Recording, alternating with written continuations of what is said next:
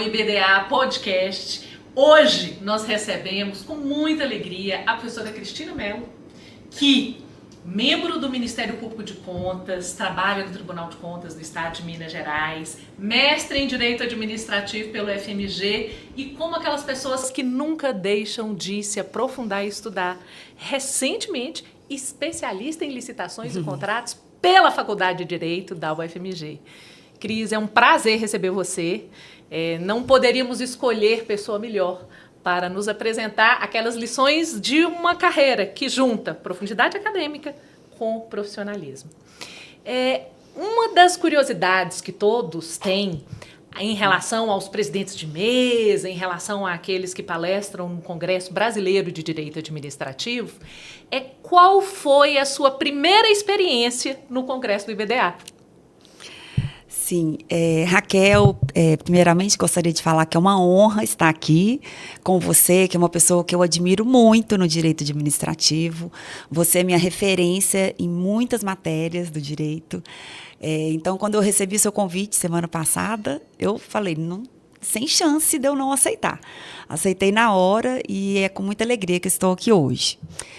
Então, falando de congressos, até estava conversando com a Raquel aqui antes e perguntando se ela sabia se houve no passado uma edição do Congresso do IBDA aqui em Belo Horizonte. A gente ficou sem saber, né? No site não tem essa informação, enfim. Na minha cabeça tem, tá? E ele aconteceu nos idos na primeira década deste século, digamos assim. Eu era estudante de Direito, já tinha feito, já devia estar entre quinto, sexto, sétimo período, já estava fazendo as matérias de Direito Administrativo, estagiava na terceira vara da Fazenda Pública, com a desembargadora Heloísa Combá. Excelente referência. E tendo como professora Maria Celli. Então, foi neste momento que tudo casou na minha vida, né? Os planetas se alinharam e acendeu a luz, eu falei, é isso que eu quero fazer. Na minha vida, o direito administrativo, eu quero estudar as relações entre Estado e cidadãos. E aí eu comecei a trilhar a minha caminhada. E eu me lembro de uma ida a algum congresso, que na minha cabeça, é do IBDA, mas pode ter sido do INDA também. Mas a questão não é essa. Quem era o homenageado desse congresso era nada mais, nada menos que o professor Celso Antônio Bandeira de Mello. E, naquela época, eu não o conhecia, eu nunca tinha visto uma foto dele, né? Estamos falando aí nos anos 2001, 2002, né? Que a gente não tinha essa facilidade de comunicação, não existiam blogs, estava no início da internet, enfim. E, quando eu ouvi a potência daquela fala, daquele professor, né, de São Paulo, eu fiquei muito encantada. E eu lembro assim, que o congresso era pago, né? Minha mãe me deu dinheiro, era tudo muito contado em casa, assim, mas ela sempre me apoiou nessas coisas e falou, vai, minha filha, é importante. E eu, né, falei, nossa, obrigada, mãe, porque foi realmente um momento que me marcou, né? Porque ali eu me senti pertencente a um grupo, né? É engraçado que o Congresso tem esse efeito, né? Ele faz com que a gente se sinta entrando em um grupo, que dá uma sensação quase de aconchego, de família. É muito estranho isso do direito administrativo e bom. Exatamente. Por isso que eu adoro quando eu vou nos congressos e vejo os meninos, que aí eu me vejo neles, né? Principalmente no grupo do GDA, que o último congresso do INDA, que eles até organizaram, ajudaram na organização. E eu fico até sensibilizada quando eu vejo os jovens trilhando esse caminho, né? O que a gente espera é que eles estejam, como hoje você está, daqui a uns anos, na presidência de mesa do Congresso. Não é? O tema da sua presidência de mesa é sobre as estatais e falando de diversos pontos. Capacidade de gestão de negócios, integridade, inovação, novas tecnologias. Desses pontos, qual é seu preferido? Então, recebi o convite para presidir essa mesa, com muita alegria. E o que mais me chama a atenção no tema dessa mesa é o marketplace. E teremos, inclusive, o professor... Marcos Nóbrega? O professor Marcos Nóbrega, que é uma das suas especialidades, né, que escreveu junto com o professor Rony Charles um livro exatamente sobre esse tema. E é um tema que me desperta muita curiosidade e vontade de aprender mesmo, porque em 2018, isso eu estava vendo recentemente, né, em 2018, o professor Marçal escreveu na Conjur um artigo cujo título é O que a administração pública pode aprender com a Amazon. Então, naquela época, em 2018, ele já se atentou para a questão das compras digitais, né, já numa questão de inovação da administração pública, e trouxe esse artigo como uma provocação. Né? Por que a administração pública não pode fazer compras digitais? Né? Porque, afinal de contas, a licitação, né, a administração pública, ela tem compromisso com a melhor oferta. Né? Não vou nem falar melhor preço, porque isso está muito ultrapassado. Né? Tem compromisso com a melhor oferta. Ela não tem compromisso com o procedimento em si. Né? Ela não tem compromisso com a burocracia na forma negativa. Né? Então, por que não se utilizar de compras digitais, como a Amazon demonstrou, que é extremamente eficiente? Por quê?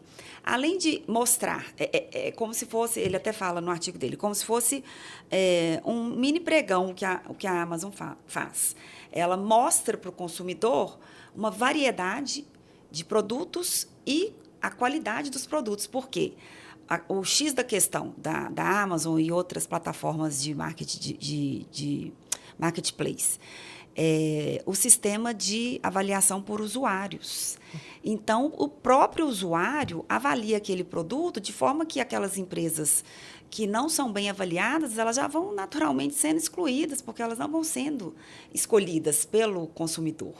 Então, isso é fantástico, já que a administração sofre tanto com a má qualidade de produtos que, às vezes, ela própria escolheu por conta do baixo preço, né? Por que não utilizar de um sistema como esse? Né? E de lá para cá, muita coisa aconteceu e, nesses últimos anos, a doutrina tem se debruçado sobre o assunto no sentido de que a própria lei atual de licitação, 14.133, já dispõe de alguns mecanismos que poderiam ser utilizados pela administração na implementação de marketplace. Por exemplo, o registro cadastral, registro cadastral dos produtos, a pré-qualificação dos licitantes, ou o próprio credenciamento.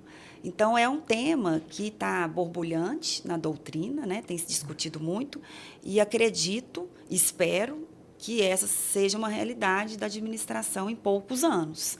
A gente fazer compras digitais, né? Eu acho que a nossa geração vai presenciar isso. A ideia é convocar quem está vindo para realizar isso que alguns visionários já diziam. Eu me recordo, antes do artigo do Marçal, o saudoso Marcos Juruena, do Rio de Janeiro, que faleceu muito precocemente, e eu falo que há alguns estudiosos que enxergam anos à frente, né?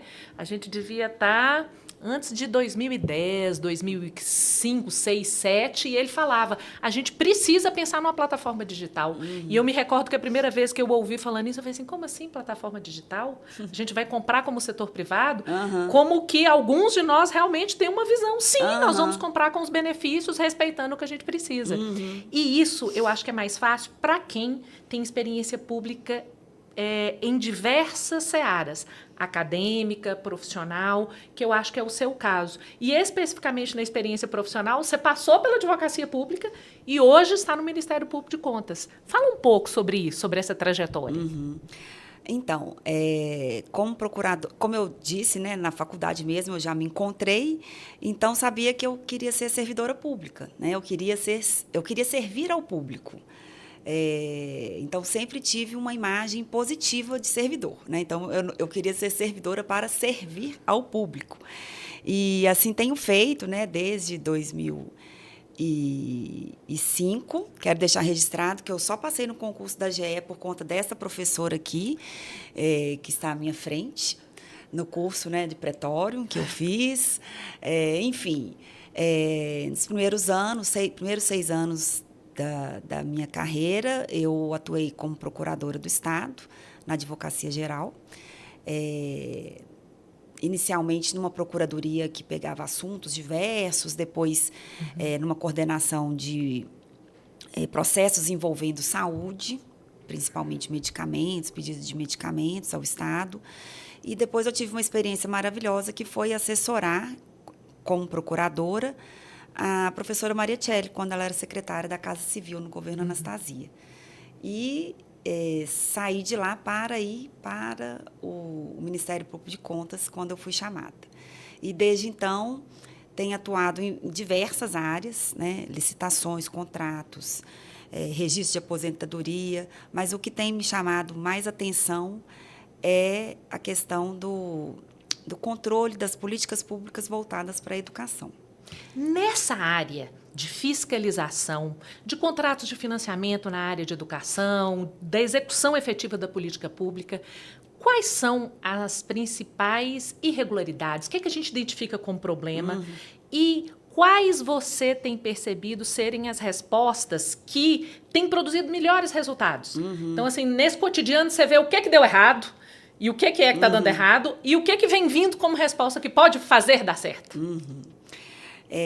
Eu acho que, em termos gerais, as políticas públicas no Brasil carecem de efetividade, né?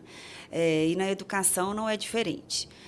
E quando eu entrei no tribunal, a gente está falando aí do ano de 2012, o tribunal ainda era ainda fazia um controle muito formal, extremamente formal. Ainda mas já está bem melhor do que quando eu entrei.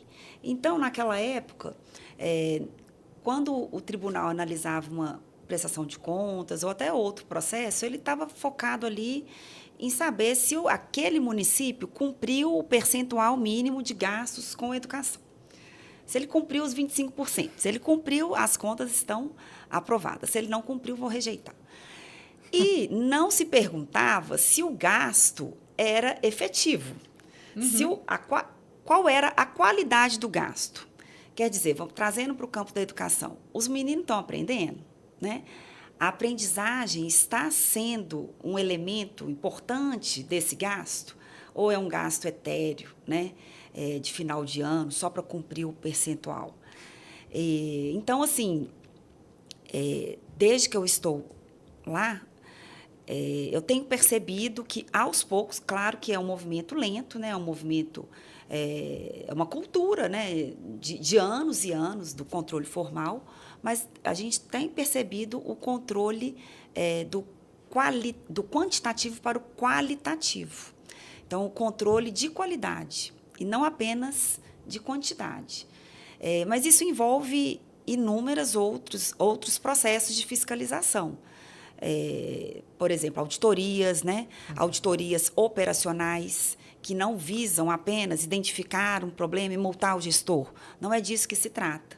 Se fala de auditoria operacional, que é quando o tribunal, como um agente do controle externo, verifica uma política pública no seu aspecto macro, identifica gargalos daquela execução e apresenta para o jurisdicionado o que pode ser melhorado. E dialoga com o jurisdicionado, o que ele pode fazer para melhorar aquela entrega de um serviço público. Então, eu acho que o caminho é esse, porque apenas o controle formal não é capaz de lidar com tantos problemas que a gente, né, tem hoje em dia na sociedade. Então, acho que esse controle que busca verificar se aquele gasto está sendo efetivo é muito melhor. Eu defendo a tese, até nos meus pareceres, de que o gasto com a educação que cumpriu o percentual, mas não universalizou a educação infantil em determinado município, ele não pode ser aprovado, porque é um absurdo que hoje, em 2025, existam crianças fora da escola, e eu não estou falando de creche, estou falando de educação infantil de 4 a 5 anos, pré-escola, né? A Constituição, ela assegura a obrigatoriedade e a gratuidade da educação pública, que compreende de 4 a 17 anos. Então, a educação infantil de 4 a 5 anos. Ainda existem crianças de 4 e 5 anos fora da escola. E aí, eu defendo que, se o município gastou os 25%, mas ele não está incluindo essas crianças, alguma coisa está errada com esse gasto. Mas essa tese não tem sido aceita nos processos de prestação de contas, né? Os conselheiros têm entendido que esse é um assunto para outro tipo de processo, questão formal. Em outros tipos de processo, eu levanto essa questão também, porque não dá, passados vai fazer 10 anos que a Constituição determinou, o prazo era 2016, a universalização da educação básica, né? Passados quase 10 anos, e a gente ter crianças de 4 a 5 anos fora da escola. É uma das coisas que a gente percebe que é muito difícil, é a gente fazer essa transição do formal para o efetivo nas diversas searas. Existe uma seara que eu acho que tem passado por muita transformação, que é relacionada ao poder punitivo do Estado, tanto que hoje se fala em direito sancionador, em direito administrativo sancionador. E uma parte dele é a lei de improbidade, que vem passando por modificações e especialmente em relação a requisitos que são fundamentais para um dos pontos que caracteriza instrumento fundamental, como a punição naquela amplitude do artigo 12 da Lei 8429, com a nova redação. E o que eu gostaria de indagar é como é que está repercutindo na metodologia de fiscalização de vocês mudanças recentes da lei, como, por exemplo, requisitos subjetivos para dolo específico. E isso mudou alguma coisa no cotidiano de vocês? Quando vocês vão fiscalizar, controlar, por exemplo, educação, saúde, de modo a ter algum tipo de interlocução com outros órgãos, como o Ministério Público, esse tipo de mudança requer mudança no seu olhar e da sua equipe? Então, eu, como membro do Ministério Público de Contas, atuo perante o Tribunal de Contas. E ações de improbidade, elas têm lugar no Poder Judiciário, né? Então, o Tribunal de Contas, quando ele analisa essas questões, realiza seus julgamentos, ele não está adstrito à lei de improbidade. Mas, para comprovar o dolo, é muito difícil, num processo documental, como é o processo do Tribunal de Contas, que é feito de relatórios, documentos, né? O regimento interno do tribunal, por exemplo, não admite outros tipos de colheita de prova, como depoimento pessoal, prova testemunhal, não temos essa possibilidade, apenas as provas documentais. Mas, quando caracterizado o dolo naqueles documentos, às vezes é raro, mas acontece, né? Às vezes tem.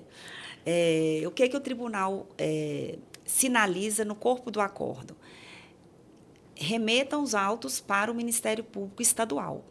Ou, às vezes, até o próprio Ministério Público de Contas, no meu caso específico, se eu estou analisando um processo que eu vislumbro ali uma possibilidade de dolo na conduta que possa levar a uma improbidade, eu oficio o colega promotor daquela comarca.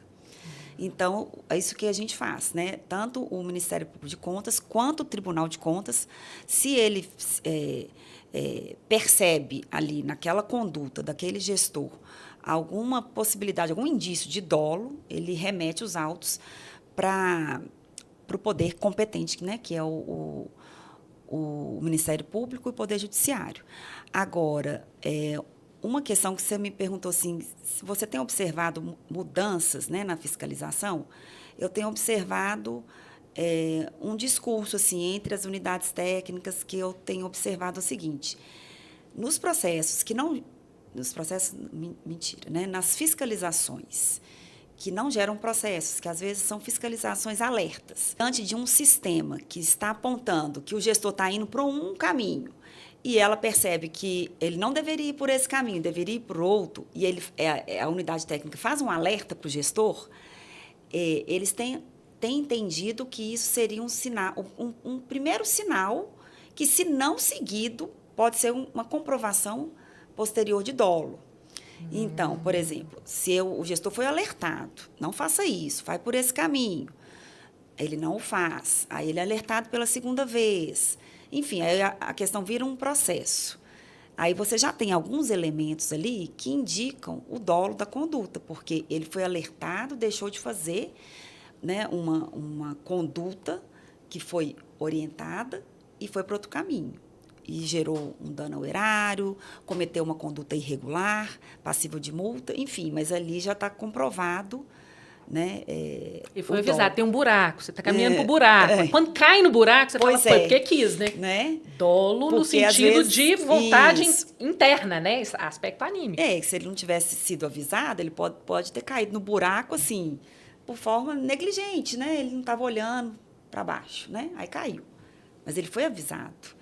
Então, eu tenho percebido que isso pode ser usado como dolo até numa ação de improbidade, né? Isso conecta um pouquinho com a LINDB, né? Sim. A questão da LINDB ter falado no artigo 28 que o agente público responde nos casos de dolo e erro grosseiro. E isso está repercutindo nas competências dos tribunais de contas. Sim. Como que anda isso na visão de vocês do Ministério Público de Contas? Como que vocês têm trabalhado isso? Porque daqui a um tempo, quando vocês falarem em responsabilização de qualquer ordem, aplicação de multa, em ressarcimento de dano ao erário, vai ter que apontar, olha, isso aqui é um erro grosseiro. Aqui, sim. Como é que isso está sendo? Eu tenho feito isso, esse apontamento dos meus pareceres, o tribunal também tem feito nos votos. A LINDB veio para trazer segurança mesmo, né, para os bons gestores e para qualificar, né, os julgamentos, né, dos tribunais de contas. Eu acho que foi muito importante. Né? Passado uns anos, né, a gente olha para trás e fala, realmente era necessário. Né? Então, várias vezes, o gestor comete uma infração administrativa, deixou de observar um comando da lei de licitação. Mas aquele comando, aquela violação, ela não restringiu a competitividade, ela não gerou dano ao erário, ela não impediu que a administração buscasse o menor preço. Nesses casos, é óbvio, né? Eu já opino pela não aplicação de multa. Né? O que tempos passados poderia ser motivo suficiente para aplicação de uma multa. Então, hoje a gente tem feito esse cotejo, né, da conduta, esse nexo de causalidade, né, entre a conduta e a consequência. Né, muito bom. Para ver se realmente é o caso. Né? Um dos pontos que a gente percebe que vem surgindo como inovação são as parcerias público-privadas na área de educação. Eu sei que você integra um grupo em que estão iniciando trabalhos para reflexão sobre isso. O que você entende que esse modelo pode impactar nos investimentos de educação? Você vê isso de uma forma positiva? Quais são os riscos? Quais são as cautelas? Quais são os potenciais benefícios? Vejo benefícios, mas é um assunto que tem que ser tratado com cautela. Porque, veja bem, como você disse, eu participo de um grupo de pesquisa que pesquisa exatamente esse assunto. A gente ainda está bem no início, mas já identificamos 3 correntes preliminares. A primeira corrente, que é defendida por pessoas muito comprometidas com a educação pública, que não admitem de forma alguma PPP na educação. Elas argumentam que é muito difícil separar o pedagógico do não pedagógico, porque a ideia, por exemplo, a PPP aqui de Belo Horizonte, ela atua na parte não pedagógica, né? A pedagógica continua com o município. Para esse grupo de pessoas, é impossível separar o pedagógico do não pedagógico, que em algum momento eles vão se cruzar e não vai dar certo. Né? Tem muito trauma, existe muito trauma das organizações sociais que atuam na saúde, né? Enfim, e também essas pessoas argumentam, com bastante razão, que uma das diretrizes da educação básica, que está na Constituição, é a gestão democrática. E aí, como que você promove uma gestão democrática se a comunidade escolar, quer dizer, se o alto escalão daquela escola não está no público, estaria no privado, né? Então, é uma questão a se pensar, a se refletir. Por outro lado, numa corrente oposta, há aqueles que defendem vamos conceder tudo porque o Estado não consegue prestar seus serviços públicos à altura, né, é incompetente, ineficiente, então vamos passar para o privado, que o privado que sabe fazer as coisas, e vamos passar tudo, né, o pedagógico e não pedagógico. E tem a linha do meio, que é a PPP de Belo Horizonte, que é a PPP pioneira, né, que foi feita há 10 anos, na gestão do prefeito Márcio Lacerda, que concedeu a gestão de unidades escolares da educação infantil para a iniciativa privada. E esse grupo, essa empresa, ela administra questões que a gente tem chamado de zeladoria. Uhum. Questões, hotelaria, zeladoria, questões que não se conectam com o pedagógico. Então, é manutenção, é a limpeza, é lavanderia, ar-condicionado, né, quando existir, manutenção da área de brinquedos, enfim, tudo que não envolver o pedagógico ficaria, né, está, né, a cargo dessa empresa. O contrato é 20 anos, quer dizer, ainda temos mais 10 anos. Inclusive, BH é modelo, né, de estudo, né, para o Brasil inteiro. E, recentemente, essa questão ganhou bastante fôlego, acho que foi ano passado. Essa questão voltou à tona, porque Paraná, São Paulo e o próprio estado de Minas Gerais começaram a pensar em projetos de PPP para a educação, não apenas para a educação infantil, mas também para o fundamental e o médio, né? Inclusive o Paraná, com projetos muito ousados, envolvendo a parte pedagógica, de contratação de professores pela empresa, via CLT. Aí você pode imaginar, né, a repercussão que deu, né, dos sindicatos, enfim. Em São Paulo também tem iniciativas nesse sentido. E, por fim, aqui em Minas, teve o projeto Somar, que acabou sendo até suspenso pelo Tribunal de Contas. A questão foi levada ao judiciário, mas, pelo que me consta, a questão está parada. Então, o projeto está suspenso. O projeto Somar também visava para o privado de algumas poucas unidades, mas a entrega total também da parte pedagógica e não pedagógica do ensino médio. Então, é muito polêmico. Eu acho que tem as vantagens, mas tem muitos riscos que precisam ser analisados, né? Eu falo como tudo que a gente trabalha no direito administrativo, né?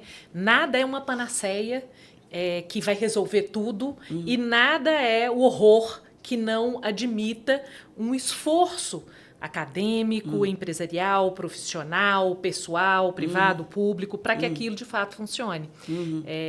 Em algumas searas a gente tem a necessidade de prevalência do setor público, em outras é possível essa parceirização e ter o tom em relação a isso não é nada muito fácil. Sim. E eu acho que quem estuda profundamente busca exatamente esse equilíbrio. Uma das preocupações que a gente percebe é uma preocupação com as crianças com menos de 4 anos. Crianças com 2, 3 anos, as mães precisam voltar para o mercado de trabalho, as famílias precisam se sustentar. E a gente percebe que, pelo menos é uma sensação como leiga, que as crianças estão fora das creches porque não tem estrutura. Isso é verdade? Sim. Inclusive, semana passada, a organização Todos pela Educação soltou um estudo indicando que, com base na PNAD contínua, que 2,3 milhões de crianças de até 3 anos estão fora da creche por falta de acesso. E aí, por falta de acesso, a gente entende falta de unidade perto, né, da residência da criança, falta de vagas, enfim. Não é por falta de vontade. Existem pais que realmente não querem e essa vontade tem que ser respeitada, porque até os 3 anos a educação não é obrigatória. Mas, por outro lado, muitos pais querem e precisam, porque precisam sair para trabalhar. E essa pesquisa mostrou que 2,3 milhões de crianças em todo o Brasil estão fora das creches. Isso representa representa um atendimento de apenas 41,2% dessas crianças nessa faixa etária. Ao passo que o Plano Nacional de Educação, que está em vigor até o final desse ano, né, o próximo já está sendo discutido no Congresso, ele prevê uma meta de 50% de atendimento. Então, nós não vamos cumprir a meta pelo ritmo de crescimento ano a ano, provavelmente não vamos cumprir, e nem para os próximos 10 anos, que o que está sendo discutido no próximo PNE é uma meta de 60%. Né? Então, esse estudo ele revelou que, pela velocidade de crescimento, nem 60% ao final da próxima década iríamos conseguir, com o ritmo atual. E o que é pior, a diferença entre o atendimento das crianças ricas para o atendimento das crianças pobres aumentou desde 2016. Então, quer dizer, a gente precisa de tratar esse assunto com equidade. Não basta colocar 50% nas creches. Temos que colocar os 50% mais vulneráveis, que são as crianças que mais precisam. E aí, como fazer isso? Aí fica a reflexão. Como fazer isso? Como expandir a rede de creches sem a ajuda do privado? Né? Então, isso também tem que ser levado em consideração. É impossível, né, num contexto de escassez de recursos, o Estado, por si só, com as suas próprias pernas, conseguir expandir a ponto de incluir todas essas crianças que estão fora dentro das unidades escolares. Então, mais um ponto aí de reflexão. Eu gostaria de falar para os gestores públicos: motivem suas decisões. Só isso. Estou satisfeita se fizerem isso. Porque o Tribunal de Contas, o Ministério Público de Contas, eles prestam deferência para as motivações dos gestores. O problema é que a gente se depara com decisões imotivadas, né? Ilegais, imotivadas, com uma motivação a posteriori, aí, né, a motivação vem na defesa do processo. Aí, né, não é disso que estamos falando, né? Uma motivação prévia, né, do ato administrativo traz segurança jurídica para todos, né, inclusive para o controle. Então, a minha sugestão seria essa. Melhor conselho de todos. Eu vou dizer para vocês que ter a doutora Cristina Mello aqui é uma alegria imensa. Vocês percebem que ela me caluniou dizendo que foi minha aluna, inventando coisas, não tem idade para ter sido professora dela, enfim. Tive a honra de ter a professora Cristina como aluna. E esse é um caso clássico em que o aluno supera o mestre em muito. E muito me honra e me deixa feliz poder hoje agradecer a sua participação em nome do IBDA, em nome do projeto Pé na Estrada, Direito Administrativo para Todos, com a participação da ACA Mídia, que fez possível esse encontro aqui no dia de hoje, e dizer que esse vai ser o primeiro de muitos encontros que a gente ainda vai ter para poder dividir. Suas últimas palavras. Obrigada, Raquel. Para mim é uma honra. Quero agradecer o que você faz pelo direito administrativo, o que a professora Cristiana Fortini faz e tem feito muito à frente do IBDA. Eu brinco que ela democratizou, né, e popularizou o direito administrativo. Né? Os últimos congressos lotados, com recordes de público, em cidades do Nordeste, né, e esse ano, para nossa alegria, aqui na nossa cidade. Então, queria agradecer vocês duas que estão à frente desse projeto. Para mim é uma honra falar nesse projeto social, que é o Pé na Estrada, né, que eu sempre admirei desde o início. Muito obrigada. Assistam os outros episódios do IBDA Podcast. Obrigada, ACA Mídia. Obrigada a todos aqueles que estão nos ouvindo. É um prazer ter você conosco.